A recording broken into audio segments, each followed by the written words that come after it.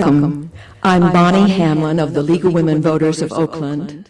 The League is a trusted, nonpartisan political organization. While we never endorse or oppose candidates or political parties, we are directly involved in shaping important issues to keep our community strong. If you're interested in learning more about the League, I encourage you to pick up some of the League's information available on the table just outside in the hall. Call our office at 834-7640 or visit our website at www.lwvoakland.org. This forum, the first of two tonight, Tuesday, September 18th, will give you a chance to meet the three candidates running for Oakland Unified School District Board of Directors, District 3. Our format for these forums is a modified debate format. Each candidate will be given 1.5 minutes for an opening statement. The order of speaking has been determined by a lot drawing. As people in the audience arrived this evening, they were invited to write questions for the candidates. These questions, and ones prepared by the League, have been screened to ensure that a wide variety of issues will be covered. Due to our limited time, we will not be able to ask every question submitted. Each candidate will answer each question and will have 1 minute to respond. The order of answering will be rotated based on the opening order. At the end of the question period, each candidate will be allowed 1 minute for a closing statement. In the interest of fairness and the equal allocation of time, all answers will be timed and time limits will be enforced. The timekeepers, League members Louise Anderson and Suzanne Lucen, will signal candidates with colored signs marked 15 seconds and stop. And now let me introduce the candidates for a 4-year term on Oakland's school board as Oakland's school board member from District Number 3. Jumoke Hinton Hodge, Benjamin Lang, and Richard Fuentes. The first opening statement will be made by Ms. Hinton Hodge, and she will have 1.5 minutes. Ms. Hinton Hodge. Wonderful. Good evening. Thank you for the opportunity to be here, League of Women Voters. Appreciate your work. I am very excited about being here and being able to share with you all why I'm running for re-election. This is because I've worked really hard within the public schools over the last 4 years within West Oakland schools, working with youth and families, as well as educators as well. Prior to me being on the school board, I ran a program for parents, educating them on what was needed and necessary for them to actually be their child's first teacher, and helping them to build relationships inside of schools. So that work has been very powerful for me and has led me to wanting to pursue another 4 years. I've had a couple of amazing accomplishments, I think, coming into a school district that was actually under receivership and had a lot of fiscal problems going on. I've actually been a part of some of the hard decisions to bring our district into fiscal solvency, eliminating a fiscal deficit structure. I also was very much a part of leading the legislation to have A to G requirements, which are UC requirements for students, so that all of our students beginning now in 9th grade will have the opportunity to be ready for careers as well as college when they graduate. And so I, again, am very excited about this opportunity to be a part of pushing forward our district. Thank you. Thank you. Mr. Lang. Benjamin Lang, thank you, League of Women Voters, for having me here. It is a real honor. My late mother was a lifetime member of the League of Women Voters, so it's a venerable and respectful organization. So I'm very privileged to be here. What I bring to this election and what I would bring if elected to the Oakland School Board is my education, my experience in public education. I've had 2+ decades in public education. I've been a teacher in the Oakland Public Schools. I've been an administrator for many years. I've worked with curriculum, developed curriculum for school districts. I've managed school budgets, department school budgets for school districts. and I've been a resident of District 3 for 38 years. I retired from public education 3 years ago, and I sincerely feel that this is my opportunity to give to my community, and I believe that I bring the experience, the education, and the passion for the students in the Oakland Public Schools. So thank you very much for having me. Thank you. Mr. Fuentes. Good afternoon, everyone. Good evening. Thank you for having me as a member of the League of Women Voters. I'm excited to be among you, and thank you for hosting this forum. Again, my name is Richard Fuentes, and I'm running for the Oakland Board of Education to really continue my vision and my mission, which began at the age of 17, to fight and advocate for public education. I'm running for school board because I didn't learn how to read or write in English until I was in the 5th grade. And I struggled with that in middle school, in high school, and in college. But I've turned around those challenges, and I've turned them into opportunities. And for the last 2 years, I've served as the president of the Hoover School Site Council in West Oakland, which is now the most improved elementary school in District 3, the district I live in, the district we're in here today, and the district that I'm running to represent on the Oakland Board of Education. There are 3 priorities as the Oakland's next school board member that I would be focused on. In my first term, I want to bring my efforts in reducing the dropout rate because it's a problem in District 3, it's a problem in our communities of color. I want to increase the funding in our classrooms so that we could maintain the 55% minimum of funding to educate our children. And I also want to make sure that we focus and that we prepare our children for graduation or for a job. My mission and vision has been to make sure that we get our students off the streets into a classroom and that we prepare them for 21st century jobs. Thank you. Thank you. And now it's time for the question period, and Mr. Lang will answer the question first. Please let us know your experience with managing a billion-dollar budget. Sorry, I certainly don't have that within my own budget, but I have worked in managing substantial budgets, multi-million-dollar budgets for school districts, and I can tell you it's an awesome responsibility. And there's not only state and federal guidelines that you have to follow. You have to make the best decisions that you can with that money to best serve the students and the teachers. Thank you. Mr. Fuentes. Thank you. That's an excellent question. In these economic and difficult times, we need to have someone on the school board who really understands public financing. As the legislative director to the Office of the Council President Pro Tem, I have the experience on managing a billion-dollar budget. I've led efforts to make sure that our libraries have remained open in the city in these economic difficulties, our parks and recreation centers remain open, and our senior centers remain open. There's many challenges with managing a billion-dollar budget, understanding the requirements from the federal government, from the state level, and I understand those requirements. In addition to that, while the school board has been closing our elementary schools in communities of color, as the president of the Hoover School Site Council, I've managed a $2 billion budget there. We've had no layoffs, and we've hired a full-time science teacher to implement our science, technology, and engineering initiative. Thank you. Thank you. Ms. Hinton Hodge.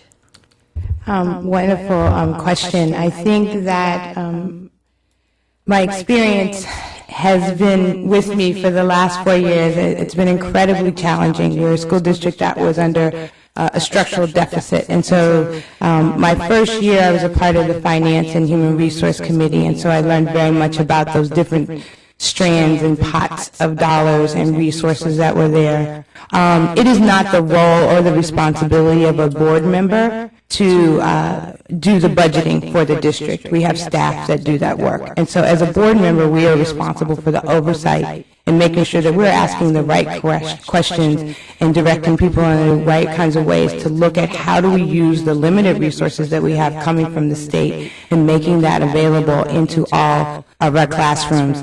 Mr. Fuentes is absolutely incorrect to state that there is a $2 million budget inside of a West Oakland school. No, that is not true. For the next question, Mr. Fuentes will go first. school closures have been a big issue in the school district over the past year, and a questioner asks, do any more school buildings need to be closed and consolidated? Thank you for the question. You know, in these economic challenging times, the school board and the incumbent has voted to close down schools. I was present at that school board meeting where I asked the school board to please wait and make a decision. There were various alternatives that had been presented to the school board that had not been vetted and had not been looked at with time to make sure that we did not impact those families. Being the president of the Hoover School Site Council, I understand how difficult it is that those students have to lose their classroom. And I've been very active in making sure that our community, that our students and our families in District 3 have a place to go. In the last 12 months, I've recruited over 27 families to come back to their schools in our neighborhoods in District 3. So I believe that we need to have someone who understands public financing to make sure that we can manage the resources of the district much better. Thank you. Ms. Hinton. Question. So what our superintendent was able to do, along with the Board of Education, was to look over the last couple of years at the assets within our district and also look at really closely what are the deficits, what are the issues. And so in our district over the last 10 years, we lost over 10,000 students. So we currently have 37,000 students. We had over 100 schools. If you look across the nation, you look across California, this number and equation does not fit. It does not work. In simplistic terms, it's about how many people are going to come to the table to eat that slice of pizza, and the more people you have, the smaller the slices. And so what we did was actually restructure, and I think people that are there's people that are concerned about the closure side of it, and I think it creates a certain hysteria, but what we did was restructure and identify 5% more resources that are actually being available for every single school that's out there within the Oakland Unified School District. That's sound fiscal management. Thank you. Mr. Lang. Yes. Thank you for the question. I started my teaching career at Marshall Elementary School. And it really broke my heart to see that school is going to be closed. It's an idyllic setting. The kids loved it there. The parents loved it. However, I realized that school and school districts have to work within certain physical constraints.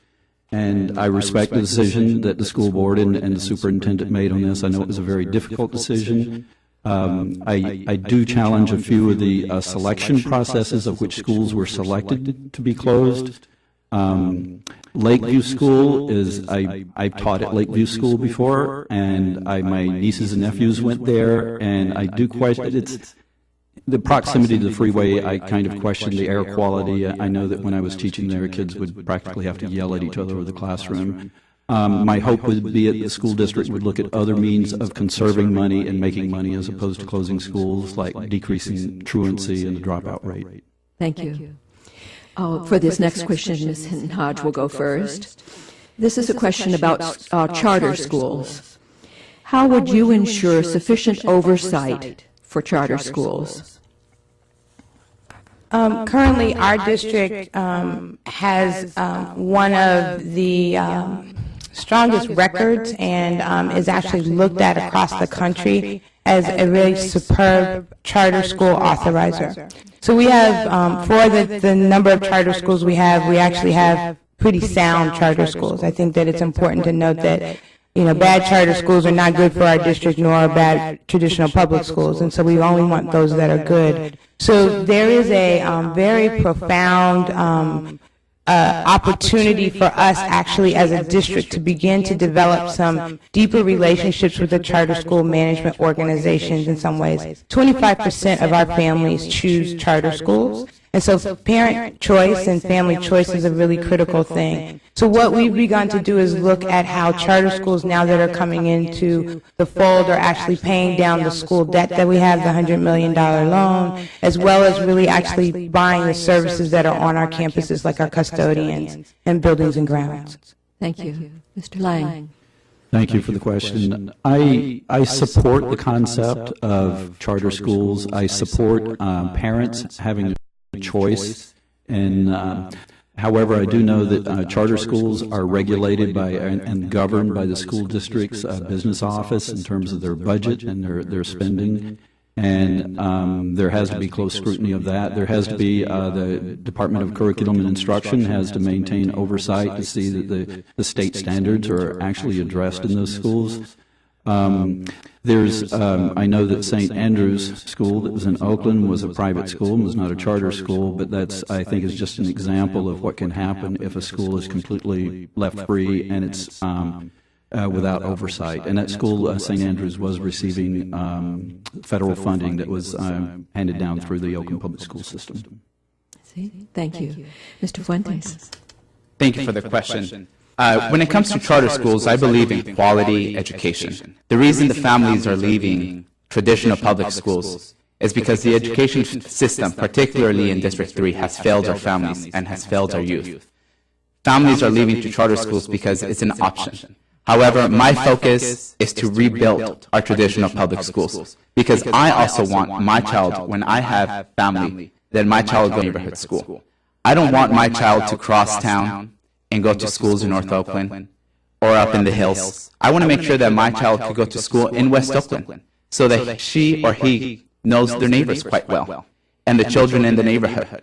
It is very clear that under the leadership of the incumbent and the past leadership of 12 years in District 3, we've had an exodus of student population leaving West Oakland. McClymonds used to have nearly 1,000 students just 7 years ago. Today, less than 300.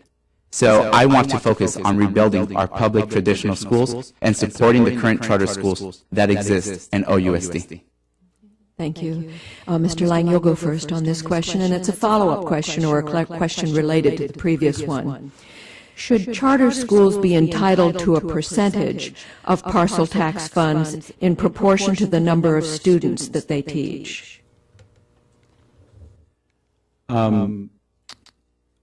I would say yes, that they should be entitled to parcel tax funding. I mean, I currently have no children in the Oakland Public Schools. I have no children, but and I pay parcel tax in Oakland Public Schools. I would love to see it going to the proportionate share based on ADA, average daily attendance, be allocated to the charter school system. Again, though, as I said before, in addressing the charter school question, I think there should be some substantial oversight in terms of the Oakland Public Schools and managing those schools. But allow them to differentiate the Waldorf schools and whichever ones to give the parents in the Oakland Public Schools the choice that they deserve. Thank you. Mr. Fuentes. Can you please repeat the question? Mm-hmm. Should charter schools be entitled to a percentage of parcel tax funds in proportion to the number of students that they teach? Thank you for the question. I support quality education, and I want to make sure that the tax dollars and the precious dollars that the school board administers goes to repair the damage that has been and that has happened in our traditional public schools. At this time, I can't not support a parcel tax that would support equally charter schools. Charter schools have more autonomy, and they have additional resources that public traditional schools at this time are not able to obtain. I would support a parcel tax that would be developed with all stakeholders, those who support charter schools, those who don't. But at the end of the day, the responsibility of the Oakland Unified Board of Education is to be responsible for the Oakland schools. And that being said, I would be focused on making sure that we rebuilt our traditional public schools so that we could bring quality opportunities for our neighborhoods. Thank you. Ms. Hinton-Hodge. This is a conundrum that we have to deal with in our community, and I think that folks have talked about quality schools over and over and over again, but to get to the meat and to the heart of the issue is what happens when people make choices. And as a parent, I know what it is of 4 kids to decide and make decisions about what school a child will go to based on their need and based on what's available for them. And so I think that I don't want to minimize those 25% of our community, our parents, who pay taxes, who participate in our city, and they make a decision about where they want their child to go to. And so we have often drawn a line in the sand and not done a good job of coming to the table and actually talking about how do we share resources, how do we equitably distribute them. And so I'm actually very excited about an opportunity, again, of sound leadership on our board that will explore those issues in very real ways so that charter school parents actually benefit from partial tax. Thank you. Thank you. Mr. Fuentes, you'll be the first on this one. For some children in our schools, the food that's available at school is a critical part of their diet. And so what will you do to make sure that better food and nutrition will be available for our children? Thank you for that question. It's an excellent question. At Hoover, I'm excited to say that we really have championed healthy food and nutritious food. We've expanded currently under the STEM corridor for West Oakland, which I've been part of the working group. We've been able to champion a salad bar so that the families and the children have a healthy option for them.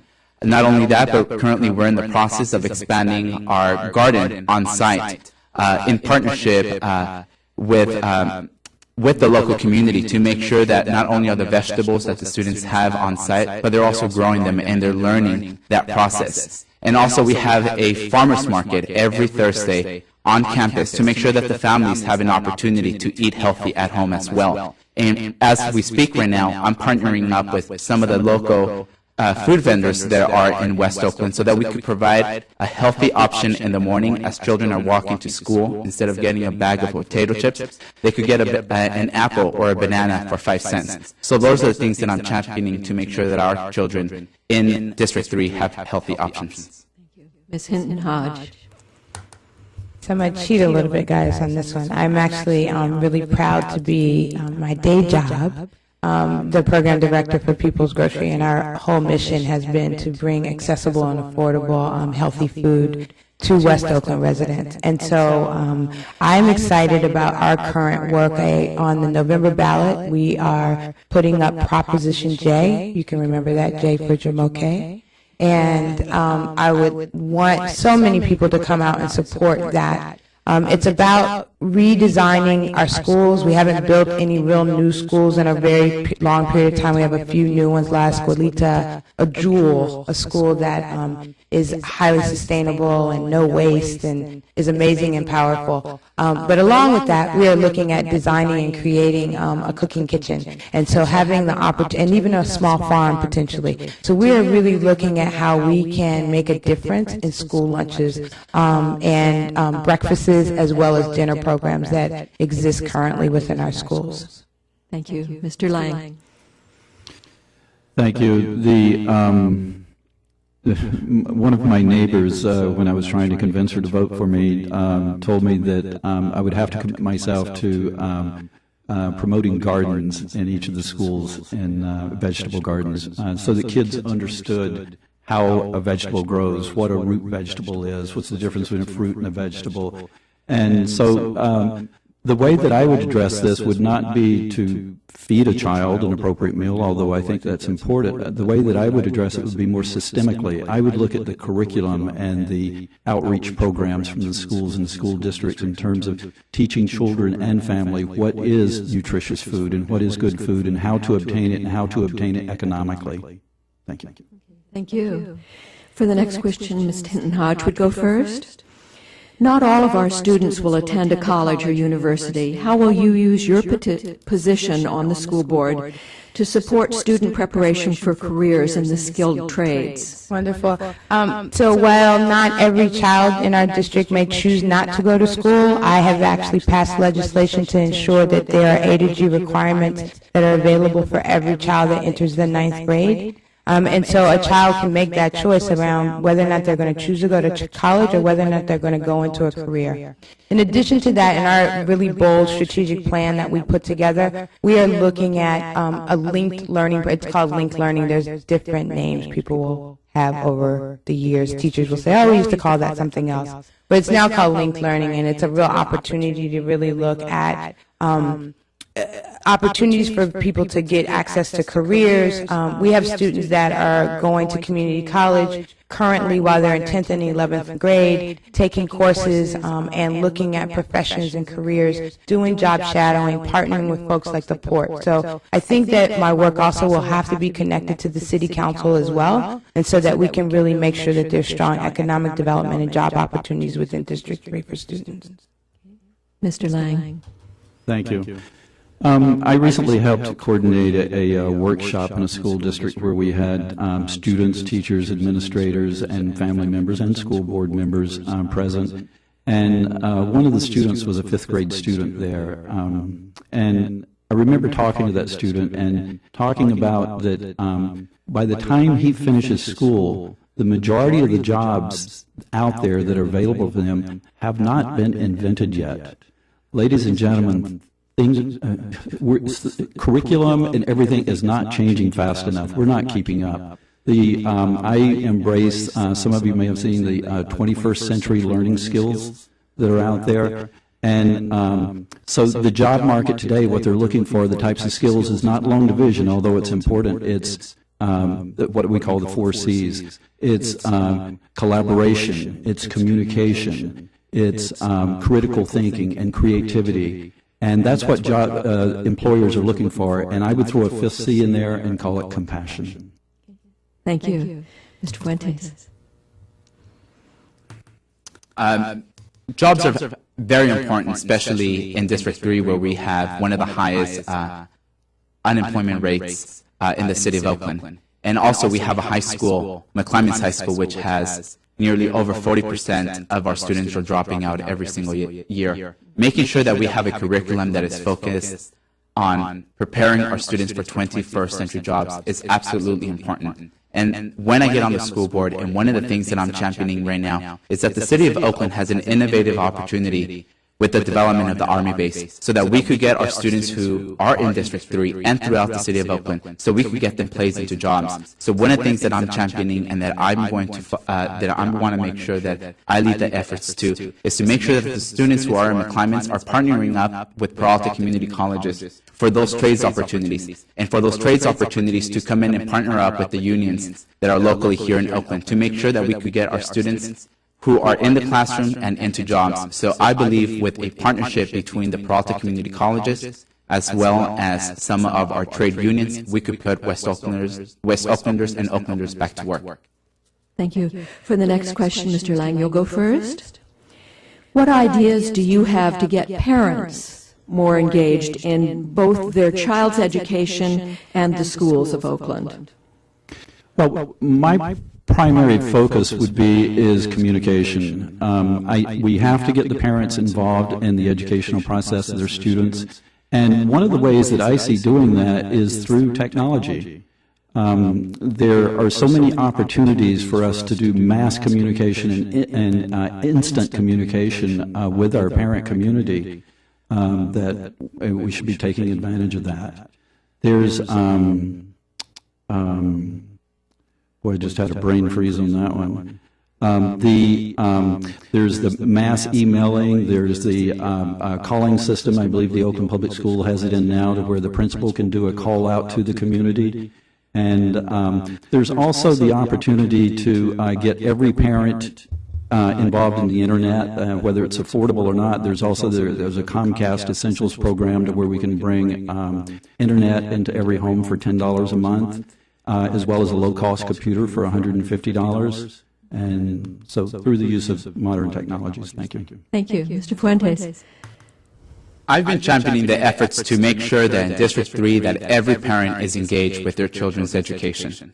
At the beginning of this school year, I walked all of the Hoover Historic Corridor, inviting our parents to come and visit us at Hoover to learn about the programs that we're doing. But most importantly, to engage our parents, we opened up our computer lab so that parents could come in during the day and learn how to do a resume, search for a job in these economic difficult times, volunteer for with the children so that they could read, come in and be a volunteer at the salad garden, come in and volunteer to make sure they could participate as part of the farmers market. There are various opportunities that I have led to make sure that the parents get involved with the children's education. I think what we need to do is to champion outreach directly with them.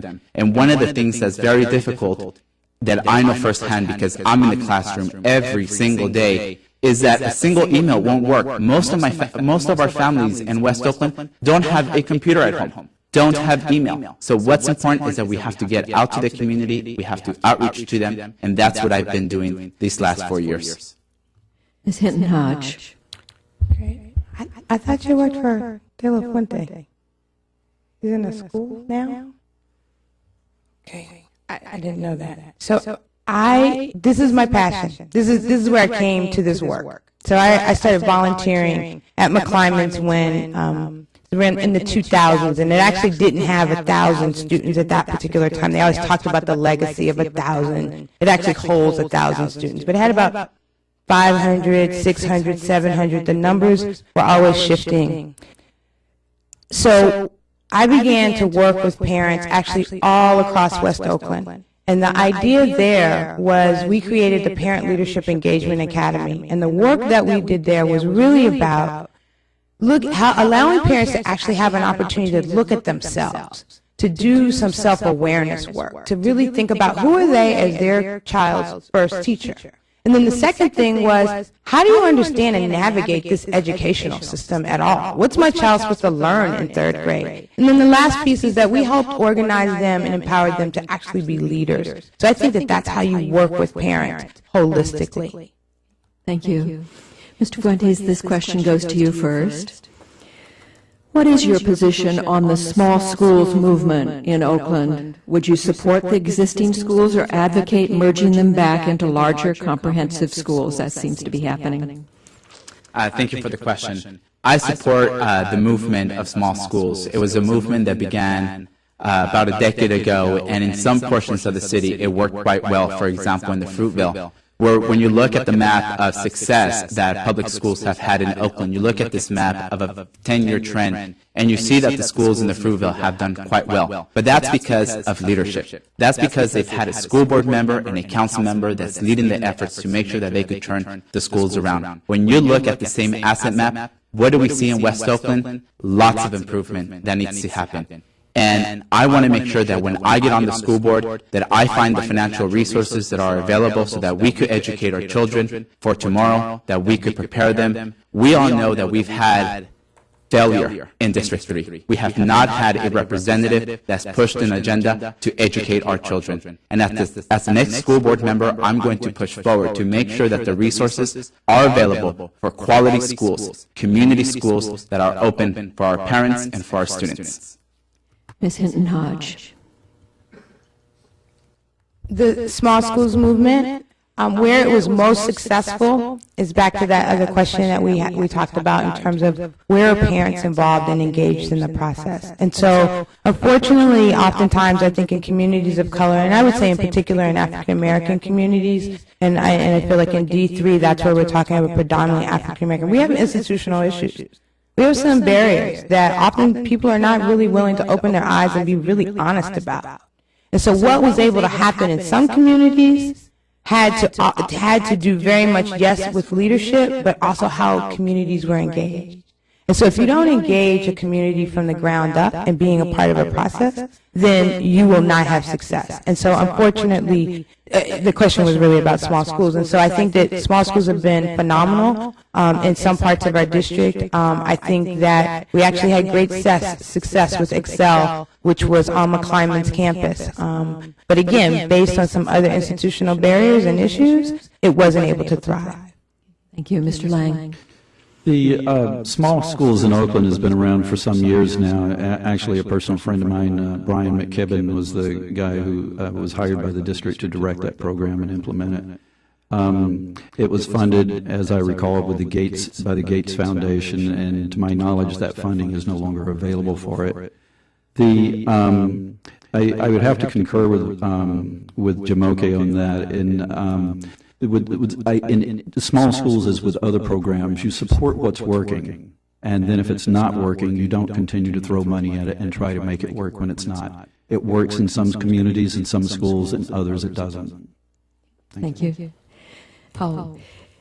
This next question will be the last one so that we can end on time, and Ms. Hinton Hodge, you'll take the question first.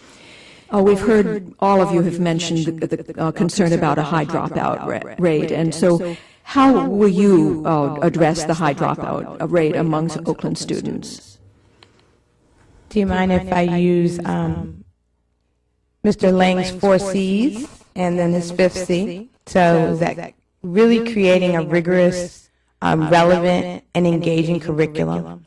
I think that we have to really support our school. I'm going to go to the core, right? I'm not going to stay at this superficial place. We have to really support our educators and our teachers. We have to create spaces for them to be able to do their craft the best that they possibly can. We have to make sure that we have enough resources to actually pay them in ways that they need to be paid. That will support engaged schools, engaged classrooms where students are feeling like that's the place I want to show up and be. So again, back to kind of Prop J and this idea of really turning our schools into 21st century environments where young people are going to be able to learn. We're talking about you're not powering down a student when they walk into a school, but you're actually using that innovation and that knowledge and knowing how to do a video game to actually teach them how to do programming and creative thinking. So that's what we need to do in our schools to decrease the dropout rate. Thank you. Mr. Lang. Thank you, and that was very flattering, Jim. Okay, thank you. The kids, with the exception of many teenagers at high school level, but the kids that are leaving the Oakland public schools in the elementaries and the middle school, and particularly the middle schools, is where we're having problems. In my opinion, generally speaking, our elementary schools were doing a fantastic job in this district. The kids are not leaving the school because school is not fun or they're not learning, or the kids are leaving the school because their parents are pulling them out of the schools, and the parents are pulling them out of the schools because they're concerned about the curriculum or lack thereof. They're pulling them out of the schools because they have concerns of safety. So we address these concerns directly and provide those services and communicate them well to the parent community, and we'll decrease our dropout rate. Thank you. Mr. Fuentes. Thank you for that question. The dropout rate is a big issue in Oakland, and it's something that I've talked about earlier. And one of the things that I'm very dedicated to is walking my neighborhood and seeing what's happening. And I talk to the students who are supposed to be at McClymonds. I live a block and a half away from McClymonds. I know firsthand why those students are not in the classroom. It's because they're engaged. It's because they don't have wood shop. It's because they don't have extracurricular activities on the school site. It's because they don't have technology courses available to them. We need to think differently on how we do business in our schools. We have to provide innovative programs that the students are engaged so they can stay into the classroom and that they know that they're going to be there. If you come and you ever drive in West Oakland, in District 3, you will see the impact of what the dropout rate has happened in our neighborhoods. I am focused to make sure that we get our students off the streets, that we put them back into the classrooms, and that we prepare them for 21st century jobs, or that we prepare them for college. Thank you. And now each candidate will have a chance to do a closing statement, and we'll start with you, Mr. Fuentes. 1 minute. Thank you so much for having me. I hope that you could join the California Teachers Association, the Democratic Party, the State Superintendent of Public Instruction, and the Oakland Police Officers Association, joining them in supporting my candidacy for the Oakland School Board for District 3. This campaign has been a long road, and I am very proud that over 200 parents are supporting my campaign. Over 300 individual donors have contributed to a clear and strong vision, my vision, for improving our schools here in Oakland. I ask that you please vote for Richard Fuentes, and for more information, you can visit my website at richardfuentes.com. Thank you so much for having me, and it's been an honor and pleasure of sharing with you my ideas and my vision for improving the quality of education. Thank you. Mr. Lang. Okay, thank you also for having me here. It indeed is a pleasure to be here with the League of Women Voters. I have lived in this community for 38 years. I am not endorsed by a lot of big names in City Hall here. I am endorsed by the hundreds of colleagues with whom I've had the pleasure of working in the Oakland Public Schools and other districts throughout my career. And I was sitting around a few nights ago with some friends of mine who are retired educators, and I calculated that among my friends and myself there, we had 102 years of service, combined service, to these children of the Oakland Public Schools. And those are the people whom I'm endorsed by, and that's the people that I honor in this. Time goes quickly.